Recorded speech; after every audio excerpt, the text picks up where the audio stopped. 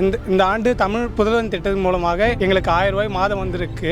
அதனால எங்களுக்கு வந்து ரொம்ப யூஸ்ஃபுல்லாக இருக்குது. இப்போ இந்த திட்டம் வந்ததுனால இப்போ எனக்கு காலேஜில் ஃபீஸ் கட்டணும் அப்படின்னாலும் இந்த ஒரு 1000 மாதம் 1000 வரதுனால எங்களுக்கு வந்து கொஞ்சம் பேர்டன் குறைஞ்சிருக்கு. வந்து எங்களுக்கு வந்து இயர்லி வந்து 20,000 வந்து செமஸ்டர் ஃபீஸ் வருது. அதில் வந்து நாங்கள் மந்த்லி வரதுனால சேவிங்ஸில் நாங்கள் இந்த இதை பே பண்ணிடுறோம், காலேஜ் ஃபீஸ் பே பண்ணிடுறோம். நான் வந்து பிஎஸ்சி கம்ப்யூட்டர் சயின்ஸ் படிக்கிறேன். அவர் கொடுத்த ஒன்று உதவியாக இருக்குது. வீட்டில் விவசாயம் பார்க்குறாங்க, எங்கள் அம்மாவும் விவசாயி தான், எனக்கு அக்கா தங்கச்சி இருக்கிறாங்க. அதனால் கொஞ்சம் யூஸ்ஃபுல்லாக இருக்குது.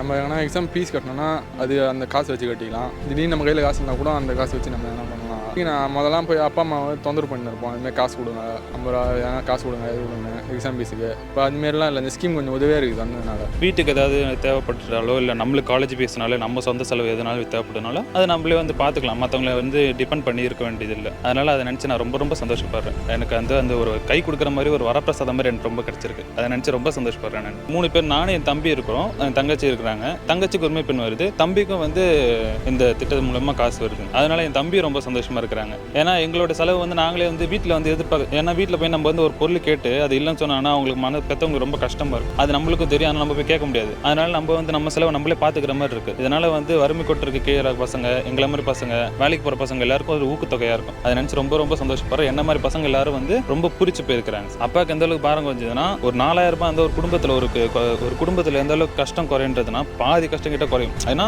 நம்மள மாதிரி இருக்கிற குடும்பங்கள்லாம் வந்துன்னா கொஞ்சம் பார்த்து செலவு பண்ணுவோம். அப்போ வந்து இந்த மாதிரி 4000 மாதம் 4000 வருதுனாலே அது வந்து ஒரு ஊக்கத்தொகையாக இருக்கிறதுனால நம்மளுடைய பாரம்லாம் கொஞ்சம் குறைஞ்ச மாதிரி ஆகிடுங்க சார். அது வந்து நம்ம வந்து ஒரு பயம் இருக்காது. இந்த காசு இருக்குது, இதை வச்சு நம்ம மேனேஜ் பண்ணிக்கலாம், காசு பயப்பட தேவை.